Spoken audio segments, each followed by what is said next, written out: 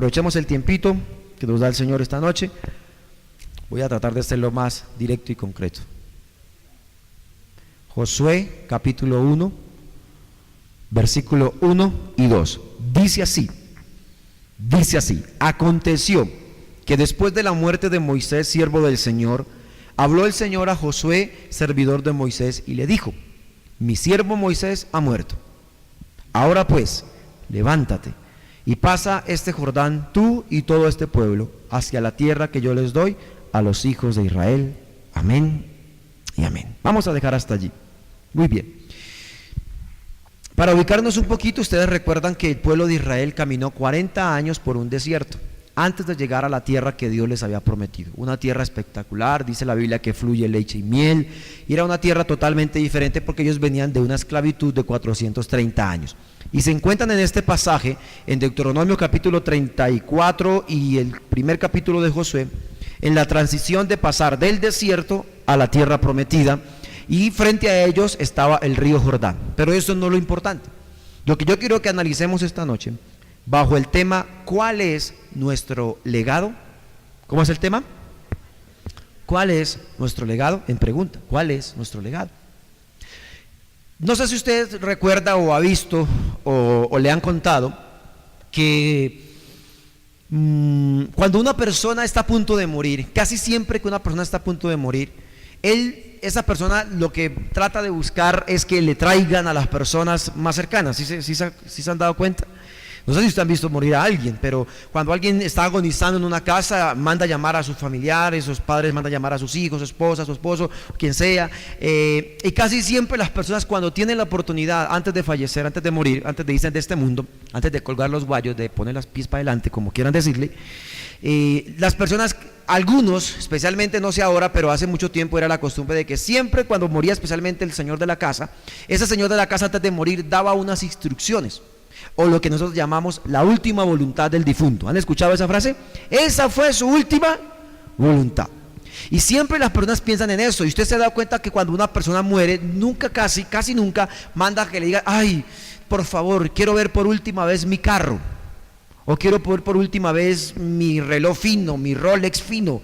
No, él no piensa en las cosas materiales. Casi siempre una persona piensa en que vengan sus familiares o amigos más allegados. Y porque quieren decirles algo, porque quieren dejarle un legado. Por eso nosotros esta noche lo que quiero que pensemos, muchachos, es que si queremos trascender a las generaciones futuras y a esta generación, lo mejor que nosotros podemos dejar es un buen legado, para que estas generaciones no pasen sin conocer de Dios, para que los jóvenes no se vuelvan viejos y se mueran sin conocer de Dios. Una de las claves que usted va a encontrar en Josué, el plan de conquista de Dios, le da Dios a Josué, pero una de las claves que tuvo el pueblo de Israel para poder alcanzar el proyecto que era conquistar la tierra de Canaán, fue que ellos tuvieron en cuenta el legado que Dios le dejó a través de Moisés y ahora a través de Josué. Si ustedes se ponen a pensar, ¿qué va a pasar si nuestra generación se muere? ¿Qué va a pasar si nuestros jóvenes se van al infierno? Bueno, no al infierno, o se mueren. No lo sentenciamos todavía. ¿Qué pasará si nuestros jóvenes se van de este mundo sin conocer de Dios? ¿O qué pasará mejor si nosotros nos vamos de este mundo sin haber afectado a nuestra generación? Miren lo que dice el capítulo 2 del libro de Jueces, no Josué sino Jueces, es el libro que sigue de ahí en adelante.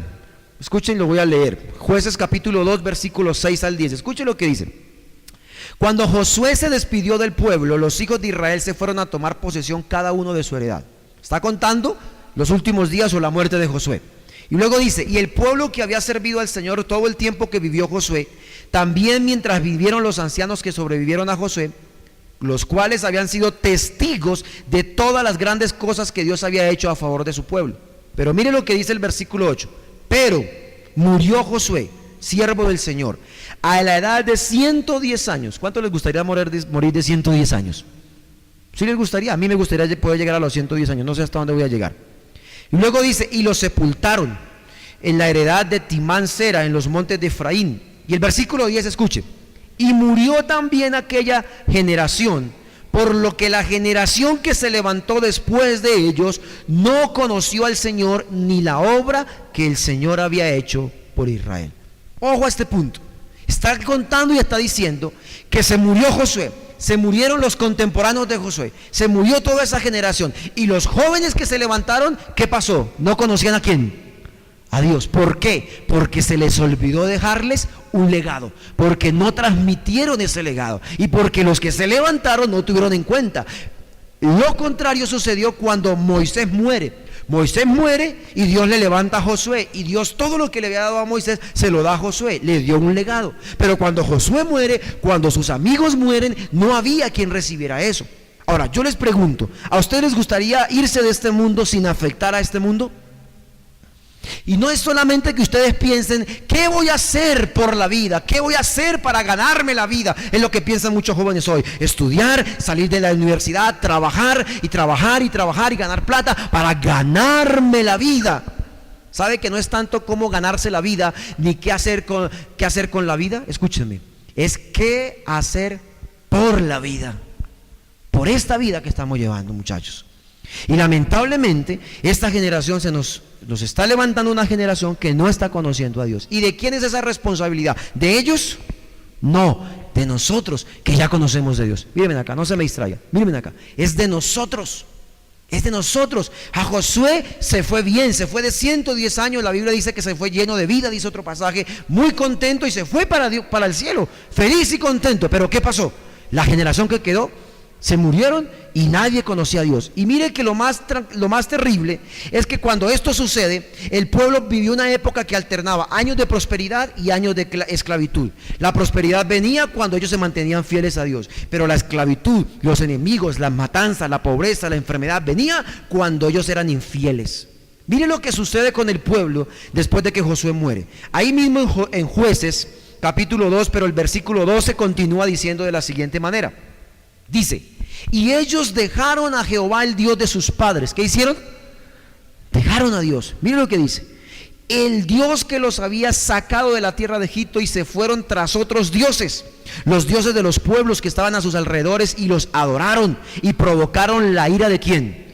De Jehová. Y el versículo 13 dice, dejaron a Jehová y adoraron a Baal y a otros dioses. ¿Y qué dice el versículo 14? Obviamente el versículo dice, y se encendió entonces contra Israel la ira de Jehová, y los entregó en manos de salteadores, los despojaron, los vendió en manos de sus enemigos, los cuales no pudieron hacerles ellos frente. Miren lo que sucede.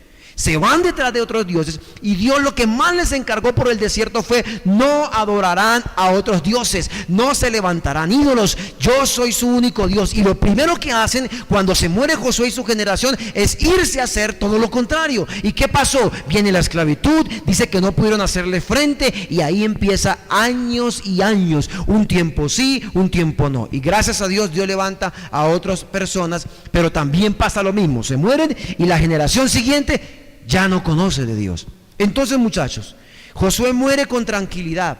El texto que leímos dice que lo enterraron en un lugar que se llamaba en hebreo Timnat Seras. Ese lugar significa lugar de abundancia. Quiere decir que Josué se fue tranquilo de este mundo, porque él sabía que había marcado una generación, pero no dejó un legado firme, estable, para que los otros lo siguieran y no se desviaran, y no viniera la ruina, la pobreza. Nosotros hoy tenemos que pensar, muchachos, ¿qué legado vamos a dejarle y qué legado le estamos entregando a los jóvenes?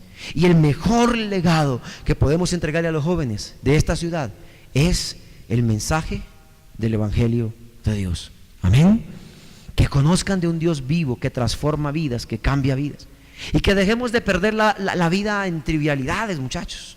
O sea, perdónenme lo que voy a decir, si usted se siente ofendido, al final me dice: pastor, me ofende, la arreglamos los dos. Pero a mí me sorprende que todavía uno se entra a redes sociales como el Facebook, y empieza uno a encontrar jóvenes de la iglesia dando comentarios y dando me gusta a comentarios, a fotos, a videos y a cosas despreciables. Y yo digo a mi esposa esta semana, le decía: pero ¿qué nos pasa? ¿Qué les pasa a los muchachos de la iglesia? ¿Será que se les entra por aquí y les sale por acá? Y usted me puede decir todo lo anticuado que sea, pero hasta por Facebook se tiene que notar su cristianismo. Nadie dijo amén, ¿sí ve? ¿Qué pasó? ¿Se sintieron ofendidos? Al final se les arreglan conmigo. Acérquese a mi oficina y me